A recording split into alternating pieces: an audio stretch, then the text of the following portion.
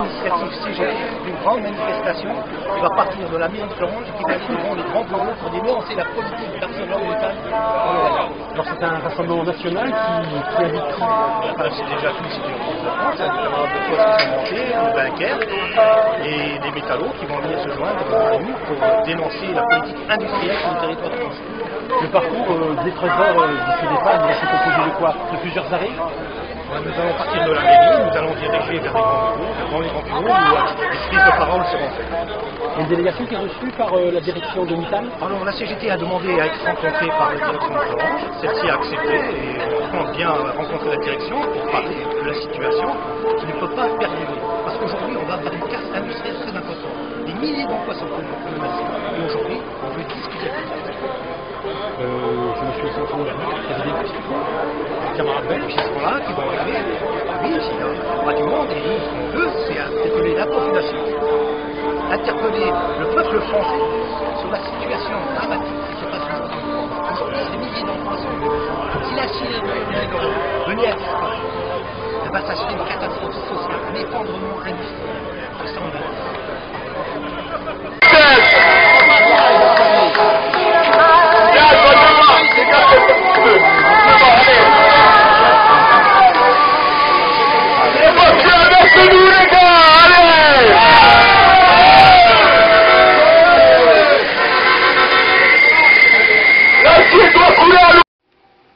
Ce système-là, ils échappent à toutes les obligations légales.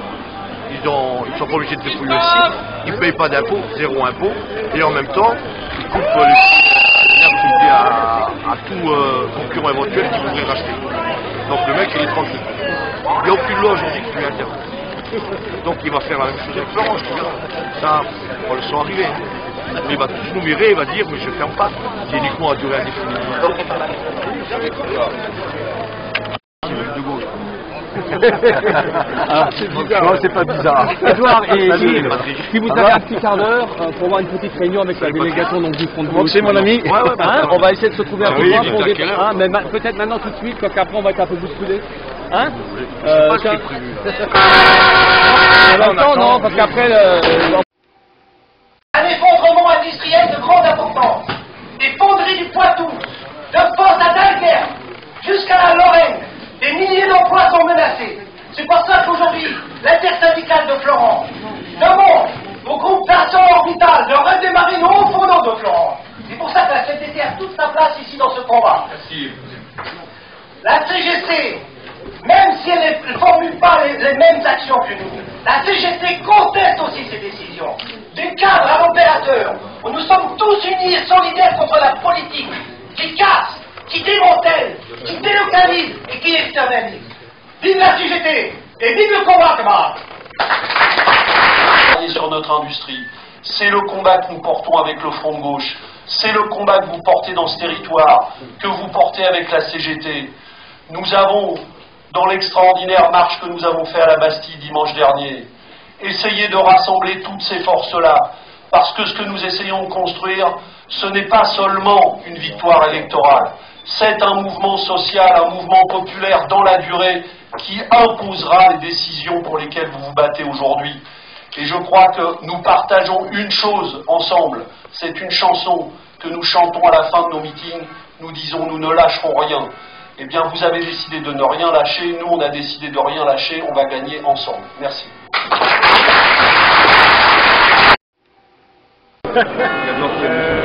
Voilà, c'est important, ça apporte forcément aussi la lumière, c'est le conflit, il y a des gens qui aiment ça. Je pense que la lutte des salariés de Florange n'ont pas forcément besoin des soutiens pour avoir de la lumière, ils arrivent à faire l'actualité eux-mêmes et je crois que c'est ça qui est important, c'est qu'aujourd'hui il y a beaucoup de personnes dans ce pays qui regardent ce qui se passe à Florange parce que ça leur parle et derrière cette boîte-là qui est la caricature à la fois de licenciement qui n'est pas lieu d'être, une fermeture qui n'aurait pas lieu d'être parce qu'on a un groupe qui se gave, qui a touché de l'argent public et qui devrait pouvoir continuer à tourner, on a aussi le côté symbolique de la résistance.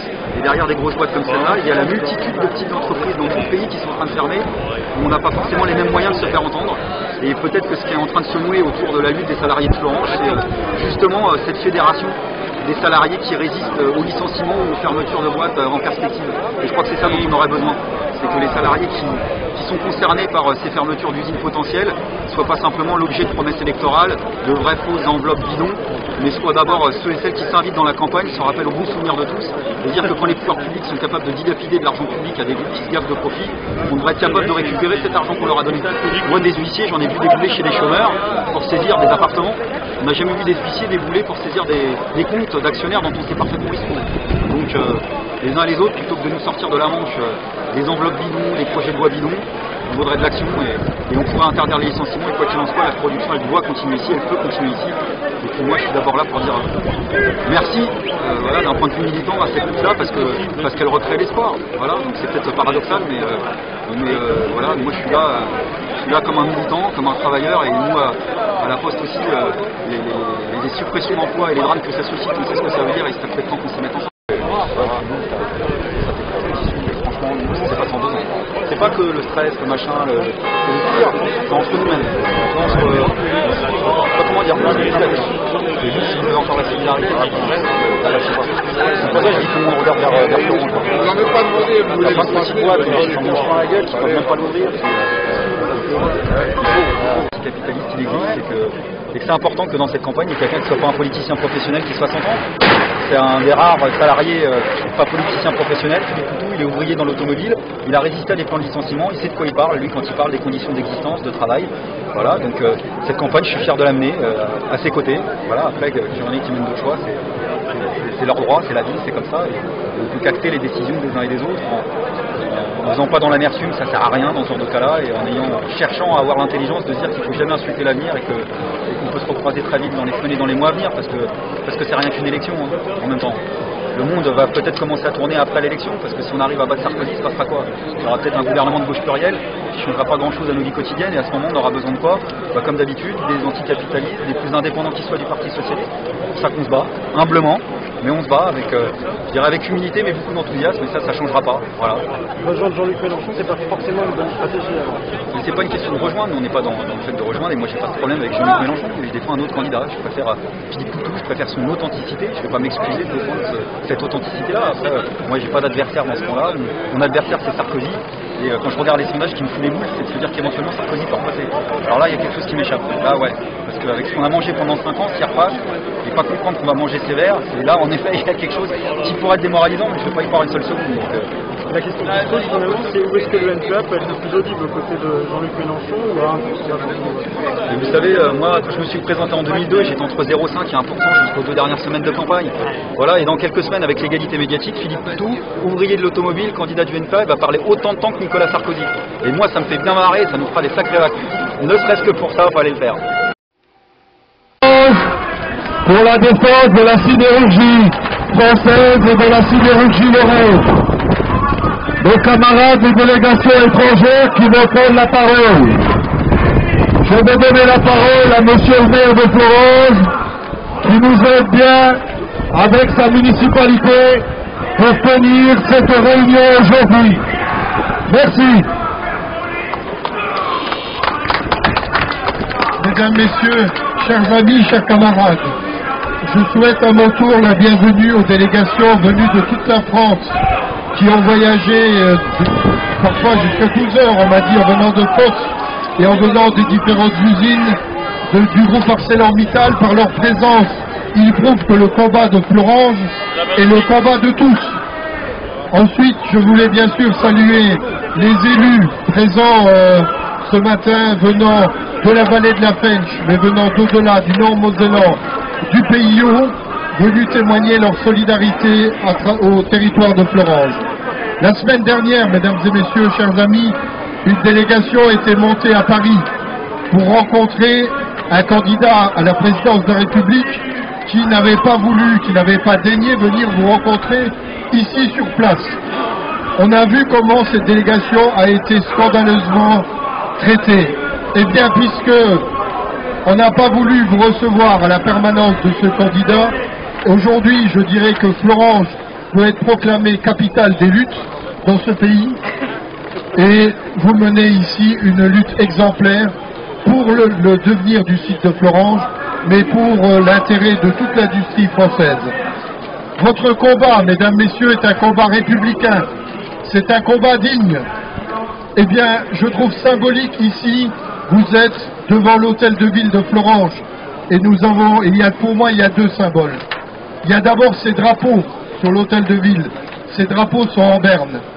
Je les avais fait mettre en berne parce que c'était aussi montrer l'émotion, la tristesse de la nation devant les événements abominables de Toulouse. J'ai souhaité également les laisser en berne ce matin parce que quand notre industrie se meurt, c'est le pays également qui se meurt et c'est notre vallée. Et on n'a pas envie de mourir, c'est pour ça que vous vous battez, que nous nous battons à vos côtés. Et puis vous avez la devise de la République avec la banderole qui a été apposée sur l'hôtel de ville en soutien au combat des ArcelorMittal. La devise républicaine, c'est votre devise. Car comment pourrait-il y avoir égalité des territoires quand certains territoires sont sacrifiés quand on ferme les usines? Comment pourrait-il y avoir de fraternité quand un certain nombre de familles travaillant à ArcelorMittal, travaillant chez les sous-traitants, intérimaires qui se sont déjà retrouvés depuis des mois au chômage, quand ces personnes se retrouvent dans la précarité, dans l'inquiétude et dans des situations extrêmement difficiles? Et enfin, quelle est la liberté dans cette société où règne l'argent roi? Quelle est la liberté du chômeur et de sa famille? Eh bien oui, la devise républicaine, c'est aussi pour elle que vous vous battez et votre combat est celui de la République. Ce combat, mesdames, messieurs, chers amis, ce n'est pas un baroud d'honneur que vous faites. Aujourd'hui, c'est une étape. C'est une étape importante, c'est un jour qui fera date. C'est aussi, et j'en suis convaincu, une étape vers la victoire. Moi, j'en appelle, je souhaite pour ma part le printemps de la France, mais j'espère aussi le printemps de l'industrie et le printemps de notre sidérurgie. Je vous remercie.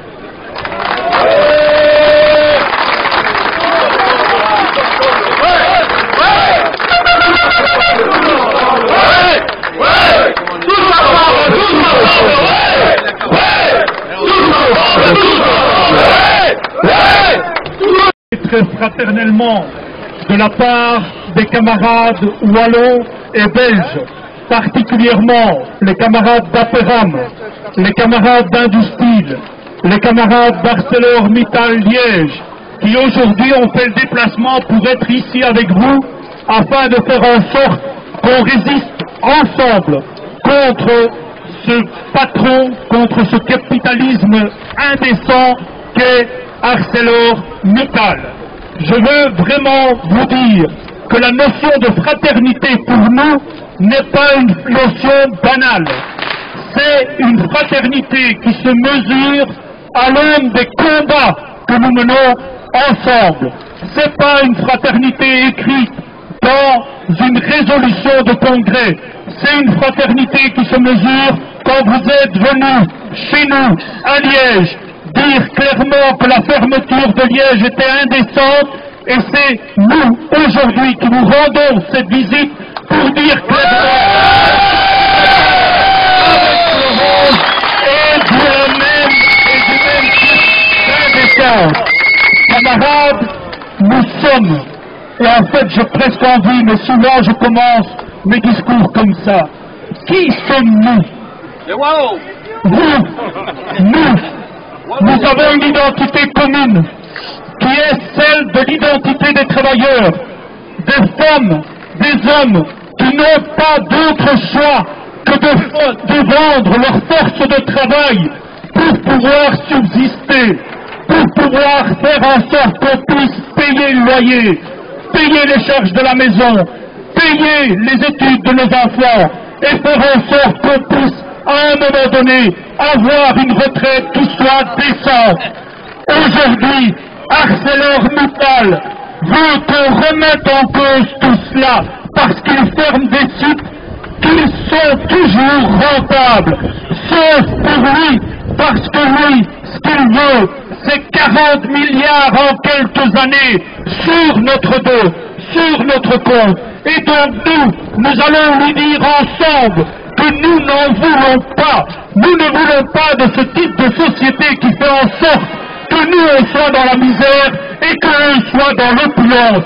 Il n'est pas question que les travailleurs d'ArcelorMittal acceptent ce que Mittal a comme projet industriel pour l'ensemble de l'industrie européenne. Nous ne sommes pas dépassés, camarades. Ne croyez pas ce que les médias colportent, qui disent que nous sommes une industrie dépassée. Nous sommes une industrie polluante. Nous sommes, camarades, une industrie d'avenir, parce que le fer est recyclable tant qu'on veut, parce que les produits que nous créons à partir du fer peuvent être des produits qui sont durables dans l'avenir. Nous ne sommes pas une industrie dépassée, et nous ne sommes pas, ni à Liège, ni à Florange, ni à Charleroi, des industries qui perdent de l'argent.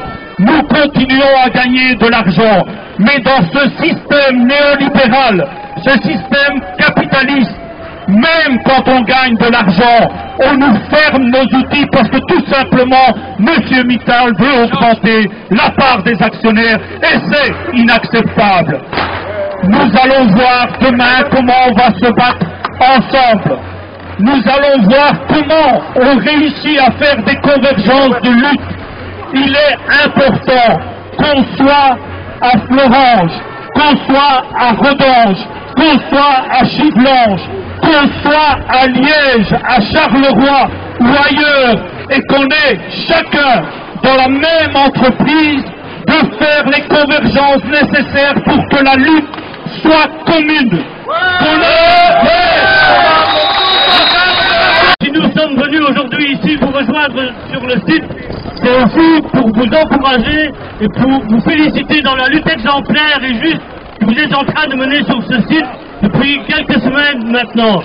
Nous avons tous fait le même constat, nous avons tous réalisé ce que Mittal, réalisé ensemble ce que Mittal est en train de faire au niveau de l'industrie. Il est en train de la tuer à feu doux, il est en train de laisser mourir toute l'industrie dans nos bassins, que ce soit liégeois au niveau de la Fenne ou du Grand-Duché. Et quelque part, un message que nous voulons passer à M. Mittal et consorts, c'est qu'on en a marre de cette politique, on en a ras-le-bol de cette attitude, et qu'ensemble, on a mis les premiers jalons le 7 décembre, Nicolas a dit, le 7 décembre c'est une première étape, c'est une étape intermédiaire, et nous allons continuer sur ce chemin-là tous ensemble.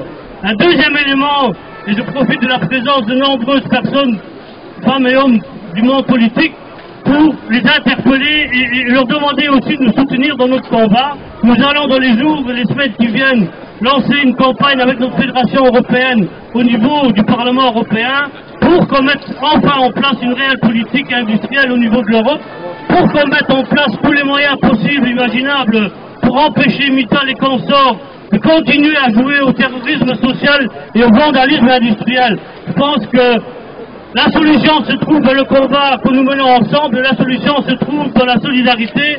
Et aujourd'hui, nous sommes tous liégeois, aujourd'hui, nous sommes tous florangeois, et demain, nous serons toujours syndicalistes et sidérurgistes et prêts à nous battre pour nos emplois et pour le maintien de nos usines. Je vous remercie.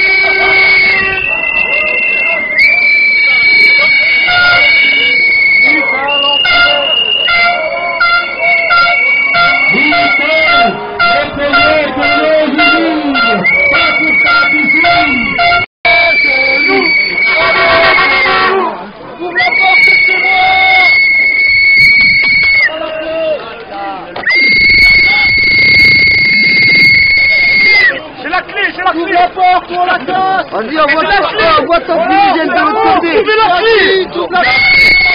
Envoie ta fumigène de l'autre côté, là, enfume-les, ceux-là.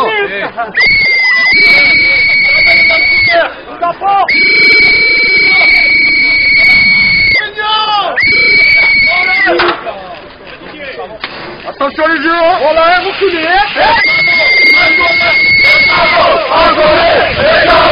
Encore,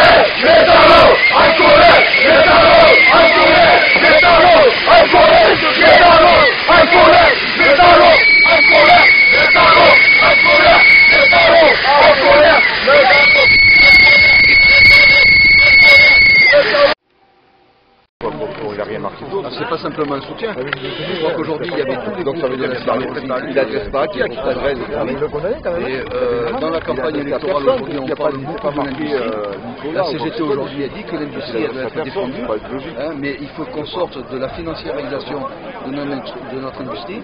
Il faut que les forces de production servent à la satisfaction des besoins des salariés, tout simplement. Donc on est venu ici en force pour déclarer que la sidérurgie, elle n'est pas morte. Au contraire, il y a des potentialités, il y a des capacités de développement, il y a des capacités de production. Donc on est là pour dire aujourd'hui, il faut que le pouvoir politique y prenne ses responsabilités. On ne peut pas laisser une industrie de base comme la sidérurgie dans les mains de la finance comme M. Mittal. Mais il faut qu'à un moment donné, le politique s'engage dans la défense de l'industrie. Et la CGT a une proposition, c'est de prendre une partie du capital des entreprises de base pour pouvoir contrôler les effets des décisions. Il y a une vraie inquiétude. Vous avez la même inquiétude par contre finalement.